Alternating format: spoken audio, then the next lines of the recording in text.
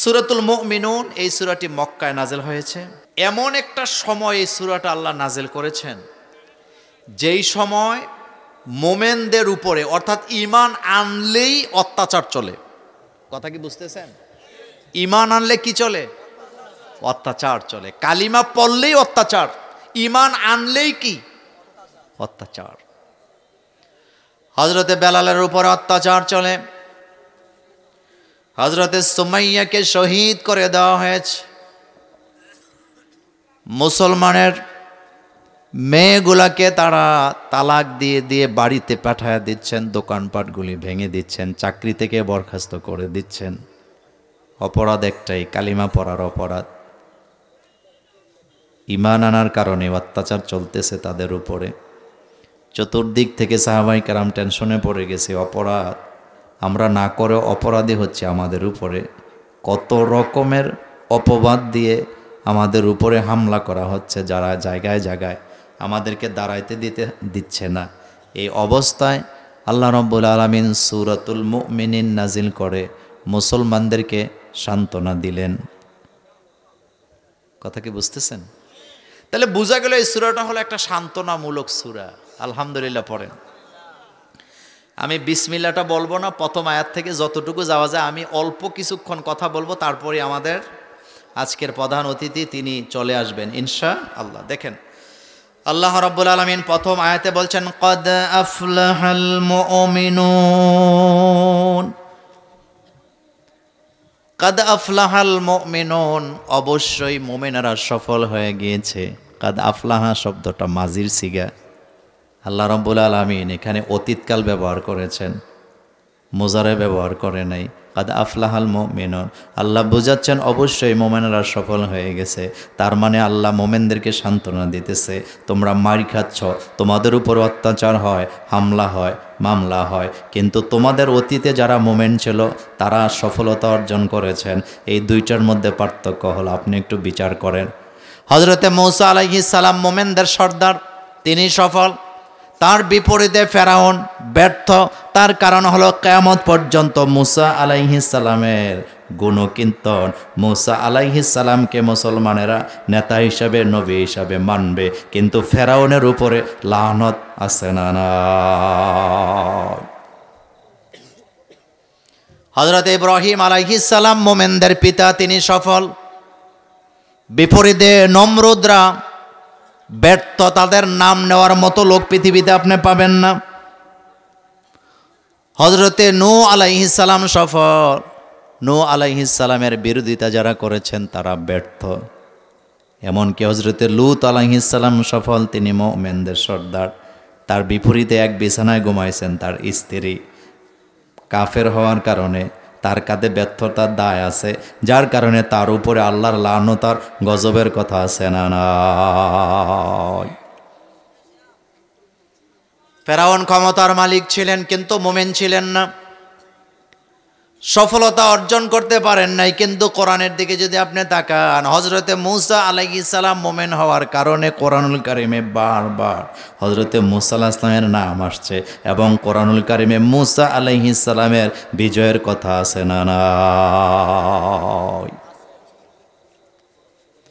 নমরুদের ব্যর্থতার কারণে নমরুদের জন্য দোয়া করার লোক আপনি পৃথিবীতে পাবেন না, কিন্তু হযরতে ইব্রাহিম আলাইহিস সালামের দোয়াগুলি আজও আমাদের নামাজের ভিতরে আছে। আমরা যখন নামাজে দুরূদ পড়ি মুহাম্মদ সাল্লাল্লাহু আলাইহি ওয়াসাল্লামের জন্য, সেই জায়গায় ইব্রাহিম আলাইহিস সালামের নামও আছে না না।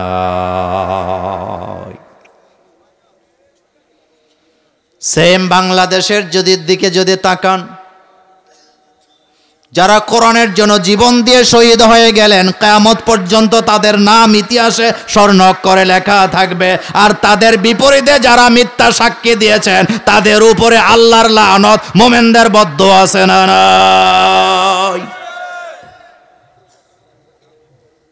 এই জন্য আল্লাহ পাক বলছেন মুমিনেরা সফল। এই পৃথিবীতে কারুনের জন্য, হামানের জন্য, নমরুদের জন্য দোয়া করে একটা লোকের নাম আপনি বলতে পারবেন না, কিন্তু ইব্রাহিম আলাইহিস সালামের জন্য দোয়া করে না এমন মুসলমান পৃথিবীতে আপনি পাবেন না। এমনকি এত দূরে যাওয়ার দরকার নেই। বেলালের জন্য আমাদের ভালোবাসা আছে, সুমাইয়ার জন্য আমাদের দোয়া আছে। সাহাবায়ে কেরাম যারা জীবন দিলেন মোমেন হওয়ার পরে, আমরা যখন তাদের নাম নেই তখন দোয়া করি রাদিয়াল্লাহু তাআলা আনহু। কিন্তু তার বিপরীতে আবু জেহেল, আবু লাহাব, উতবা, সায়বা, মুগিরারা ঈমান না আনার কারণে তারা ব্যর্থ, তারা ব্যর্থ, তারা ব্যর্থ। সারা পৃথিবী আপনি দূরবীন দিয়ে খুঁজে তাদের হিতাকাঙ্ক্ষী, তাদের জন্য দোয়া করে একটা লোক আপনি খুঁজে পাবেন না। তাহলে এই জায়গায় মোমেন রাজের সফল, এটা কার কথা? এত দূরে যাওয়ার দরকার নেই, আপনাদের বাড়ির কাছে।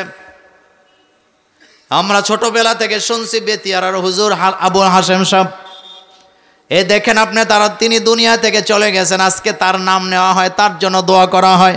সারা বাংলাদেশে যেই জায়গায় যাই, আমরা যখন বলি ডাক্তার নুরুল্লাহ ভাইয়ের নাম আসে, ওনাকে বেশি চিনে, তার চেয়ে বেশি চিনে ওনার আব্বাকে। আমার কলেজার ভাইয়েরা, আমার আব্বাকেও দেখতাম হাশেম সাহেবের ওয়াজ শোনার জন্য যে বসে থাকতো। এখন আপনারা বলেন, কিয়ামত পর্যন্ত আবুল হাশেম সাহেবদের জন্য দোয়ার ব্যবস্থা আছে না? না। এই জন্য আল্লাহ পাক বলছেন, কাদ আফলাহাল মুমিনুন, ঈমান না আনলে সফল হওয়া যায় না। আমার বাংলাদেশে কোরআনের পাখি আল্লামা সাইদি সাহেবের জন্য দোয়া হয় না, এমন একটা মসজিদ আপনি পাবেন না। কিন্তু তার বিরুদ্ধে যারা সাক্ষী দিয়েছে, ওনার ছেলে মেয়েরা ওনার জানাজায় হাজির হয় নাই। এটার দ্বারা বোঝা যায় ঈমান আনার পরে আল্লাহর জন্য জীবন দিলে সফলতার বাণী আছে না?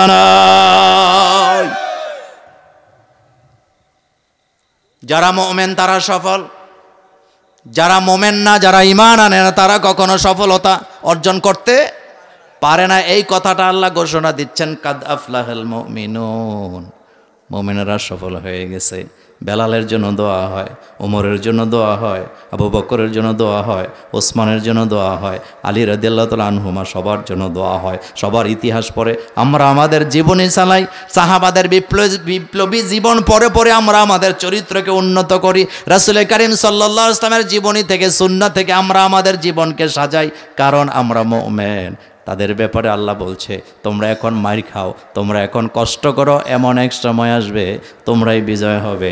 অতীতে যারা মুমিন ছিল তারাও বিজয় ছিল, তোমরাও বিজয় হবা। তোমাদেরকে এই দুনিয়া থেকে নিশ্চিহ্ন করে দেওয়ার ক্ষমতা কারো নাই। যারা ইসলামী আন্দোলনের বিরোধিতা করে, আপনি হিসাব করে দেখবেন, রাতের বেলা ঘুমাতে পারে না বিভিন্ন যন্ত্রণায়।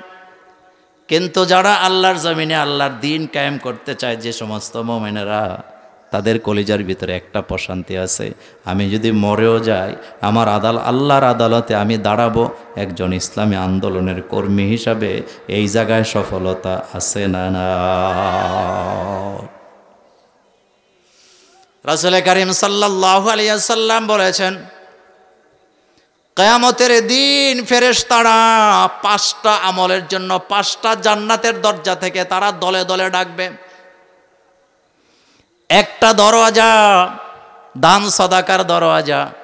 একদল ফেরেশতারা ডাকতে থাকবে, ও দুনিয়ার দানবীরেরা, দুনিয়াতে যারা ঈমান আনার পরে দান করেছো, সাদাকা করেছো, এই দরজাটা তোমাদের জন্য খাস, আসো এই দরজা দিয়ে আল্লাহর জান্নাতে ঢুকো।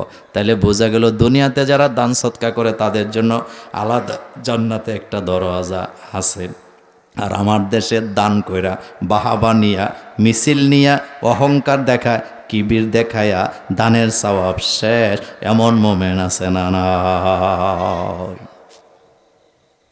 2 নম্বরে আরেকটা দরজা হলো নামাজিদের দরওয়াজা। সেখান থেকে ডাকা হবে, ফেরেশতারা বলবে, ও দুনিয়ার নামাজি বান্দারা, যারা দুনিয়াতে নামাজ আদায় করেছ, আসো এই দরজাটা নামাজিদের জন্য, এই দরজা খাস, এই দরজা দিয়ে অন্য কোনো লোকেরা ঢুকতে পারবে না। 5 ওয়াক্ত নামাজ যারা পড়তেন, ওই দরজা থেকে তাদেরকে ডাকা হবে, আসো।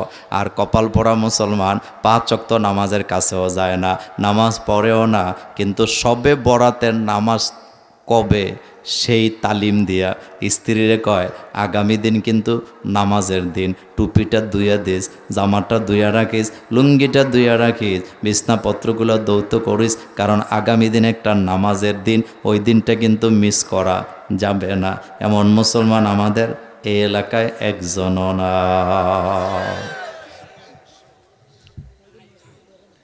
উনি তালিম দিতে তার স্ত্রীকে, আমার টুপিটা ধুইয়া দিতে হবে, আগামী দিন নামাজের দিন নামাজে যাব, স্ত্রীকে তালিম দিচ্ছেন আমার পাঞ্জাবিটা দৌত করে রাখিস, আগামী দিন নামাজে যাব, নামাজের মশলাটা দৌত করিস, ঘরটাকে সুন্দর করে ধুইয়া মুইসা পরিষ্কার করে রাখিস। ওরে নাদান, ওরে ব্যাকল, ওরে ব্যাকব, প্রতিদিন 5 ওয়াক্ত নামাজ যে আছে, 1 ওয়াক্ত নামাজের দাম যত 1 লক্ষ শবে বরাতের দিনকে একসাথে করলে 1 ওয়াক্ত নামাজের সমান হবে না।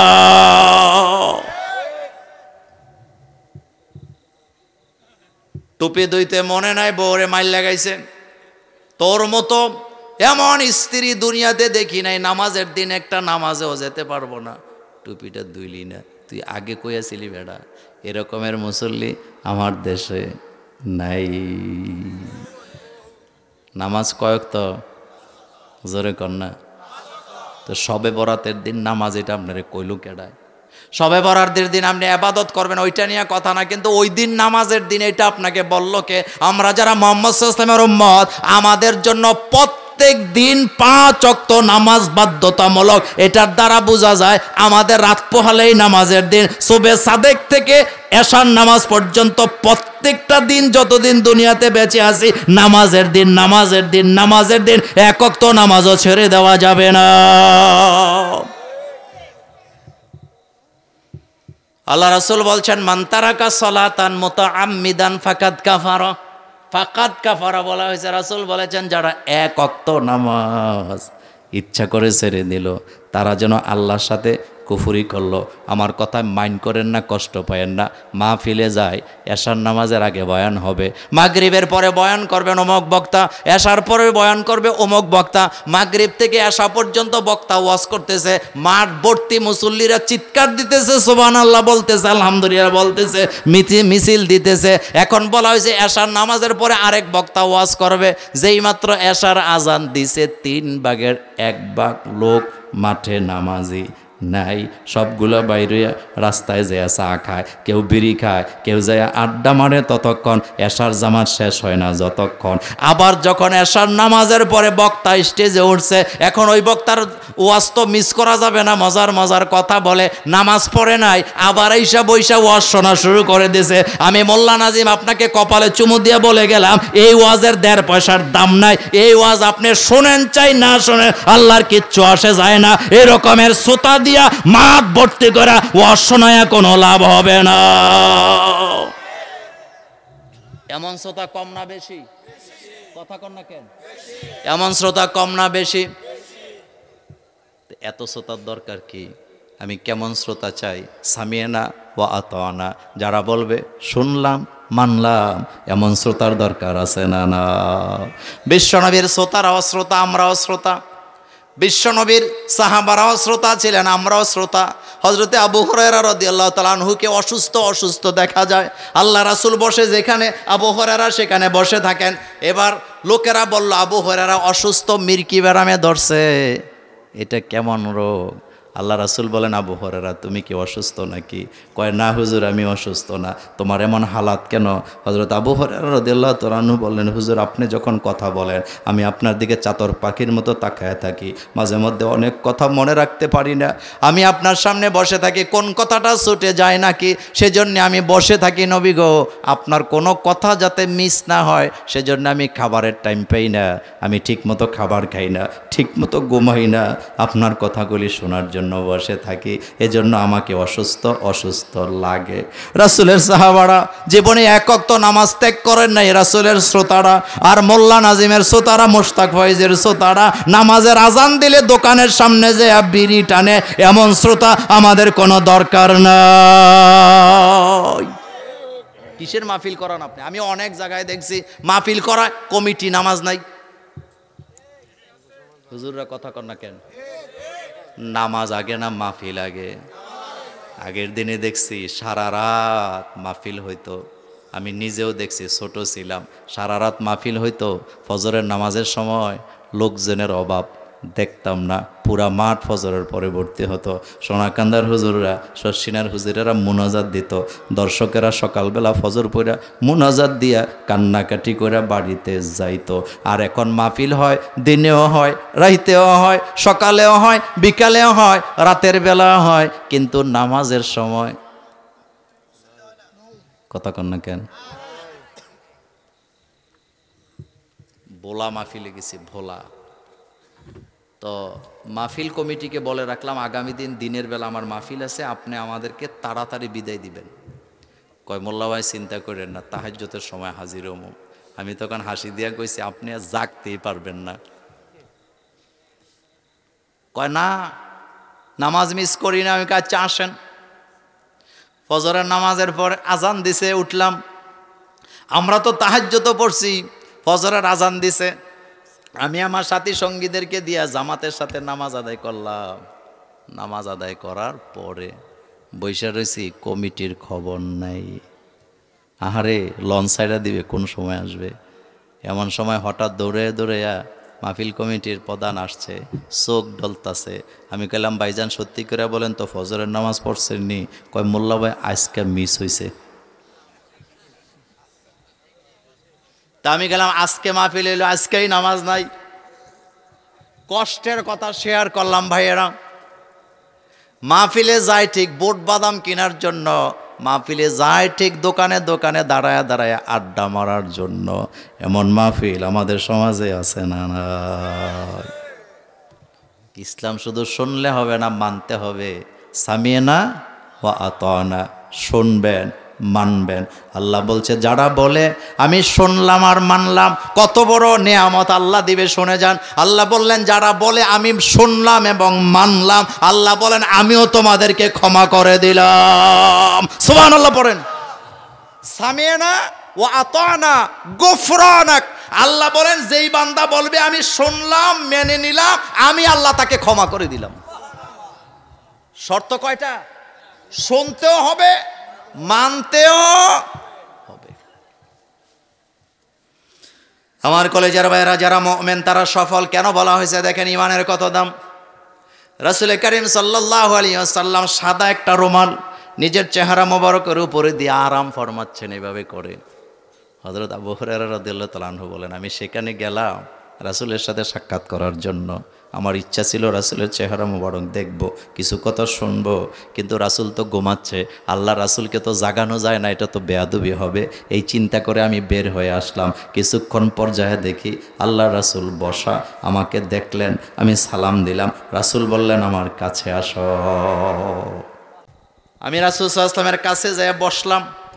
আল্লাহর নবী আমাকে তালিম দিতেছেন, আবু হুরায়রা শোনো, এই পৃথিবীতে যত মানুষ আছে, নারী হোক পুরুষ হোক, আরবি হোক আজনবী হোক, কেউ যদি বলে লা ইলাহা ইল্লাল্লাহ, এটা যদি ঘোষণা দেয়, সুম্মা মাতা আলা যালিক ফাদাখালাল জান্নাহ ওয়া ইন জানা ওয়া ইন সারাকা।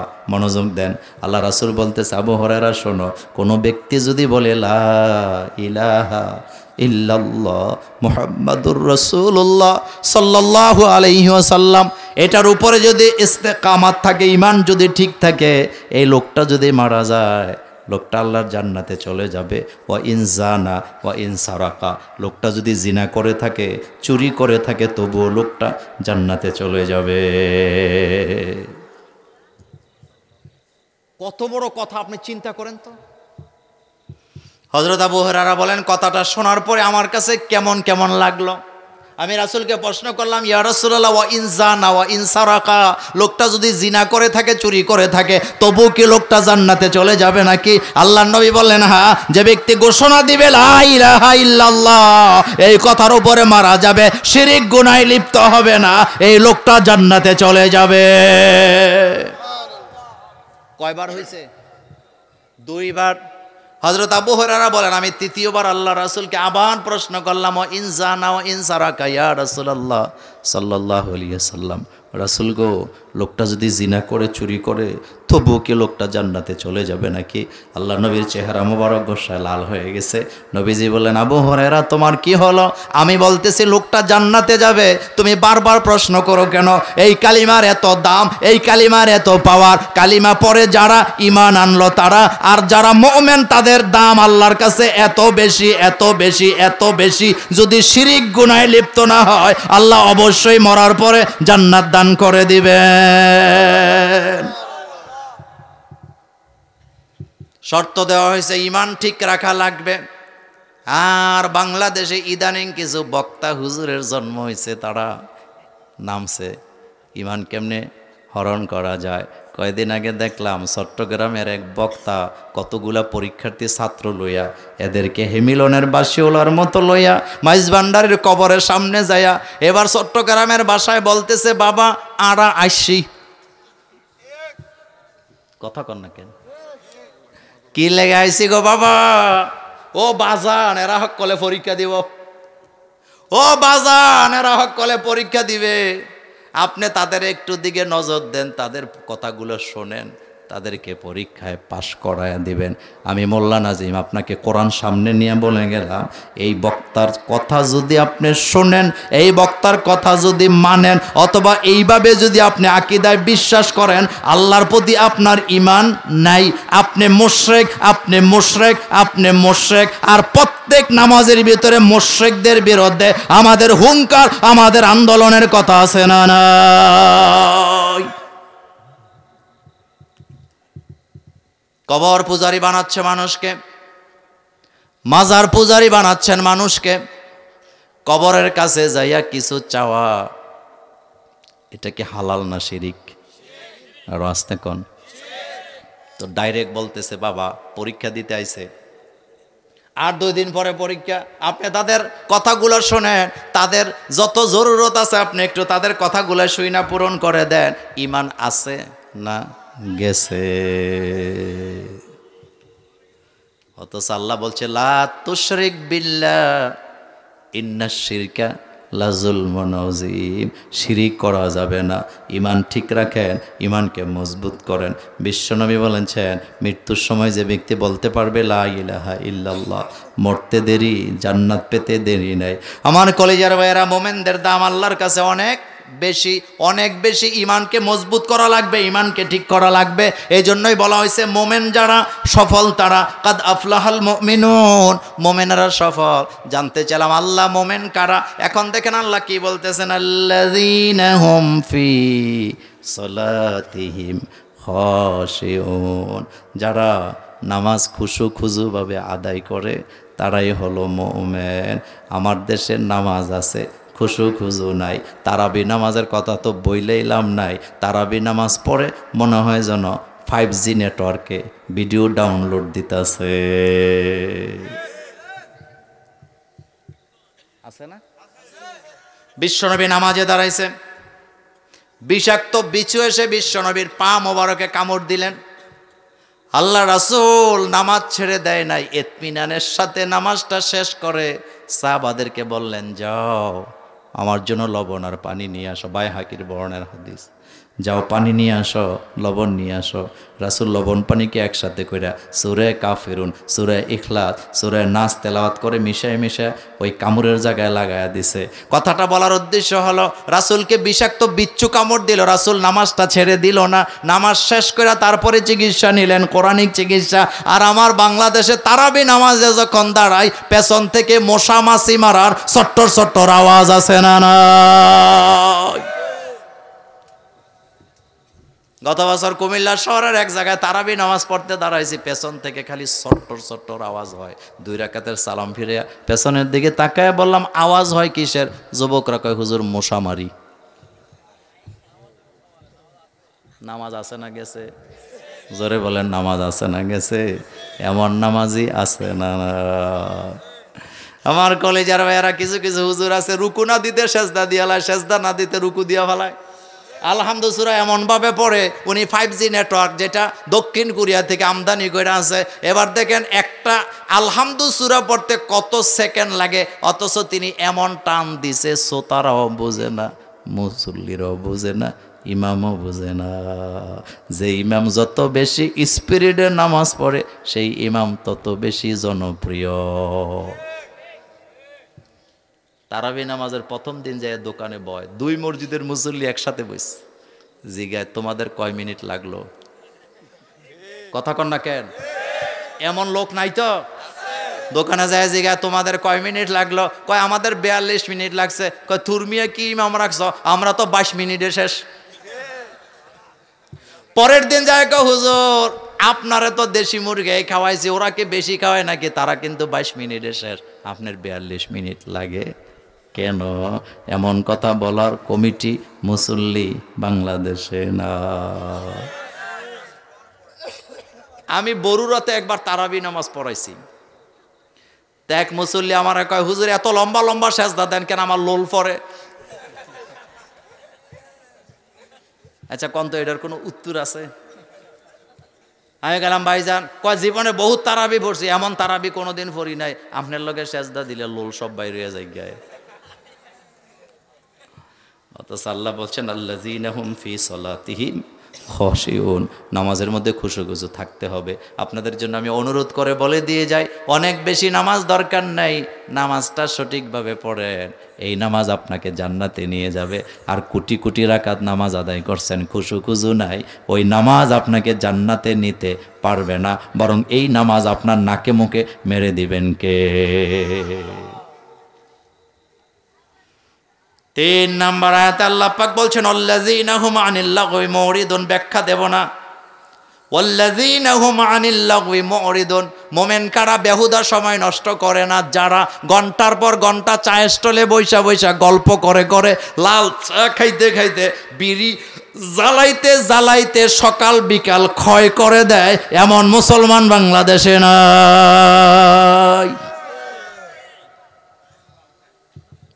ক্রিকেট খেলা দেখলে ক্লান্তি লাগে না, মমতাজের গান শুনতে ক্লান্তি লাগে না, এলাকায় ফালা গান দিলে ক্লান্তি লাগে না, বিভিন্ন ধরনের মার্কার মিছিল কইরা কইরা 500 টাকা বিকালবেলা পাইব, ক্লান্তি নাই, ঘুরতাছে মেরার মতো রাস্তায় রাস্তায়। অথচ নামাজে গেলে তার হুঁশ থাকে না কোন সময় বের হয়ে আসবে, বেহুদা কাজে সময় শেষ করে এমন নামের মুসলমান আমার দেশে আছে না? না। ইদানিং আবার আরেকটা ফেতনা বাইর হয়েছে, এতে কোনো রকমের 1,500 টাকা খরচ করে দোকান একটা দিছে, দোকানের পাশে আরেকটা রুম বানায়া ওটার মধ্যে একটা ক্যারাম বোর্ড। কথা কন না কেন? কি বোর্ড? তোর দাঁতের সাফা ফালাই দেওয়ার দরকার, তুই দোকানদারি করতে আইছ। হ্যাঁ আবার কথা ঠিক না? কি করে 2 রুমের একটা দোকান দিছে, 1 রুমের ভিতরে কয়টা 1.5 টাকা দামের মাল, পুরা দোকান হিসাব করলে 300 টাকা পাওয়া যাবে না। কয়েকটা বন বিস্কিট আর কয়েকটা চা পাত্তি লয়ে বসে আছে, পাশের রুমের ভিতরে একটা সাজাইছে ক্যারাম বোর্ড। এবার ক্যারাম বোর্ড দিয়া তার লাভ, হেতের মূল ব্যবসা কিন্তু ব্যবসা না, তার মূল ব্যবসা হলো ক্যারাম বোর্ড। পোলাপেনেরা আসে, এবার 4 জনে 400 টাকা দিয়া দিয়া বোর্ড খেললা, টাকা পায়া তারে দেয় 100, যে জিতে সে নিয়ে যায় 300। এমন জুয়া আমাদের সান্দিনা দেবী দাঁড়ে না।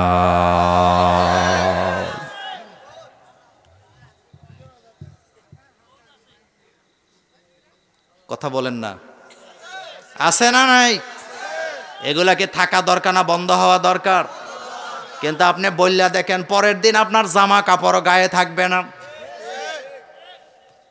অথচ রাসূল বলছেন মান রাআ মিনকুম মুনকারান ফালিয়ুগাইয়িরহু বিয়াদিহি, তোমরা যখন সমাজে অন্যায় দেখবা, আগে মুখ চলবে না, আগে হাত চলবে।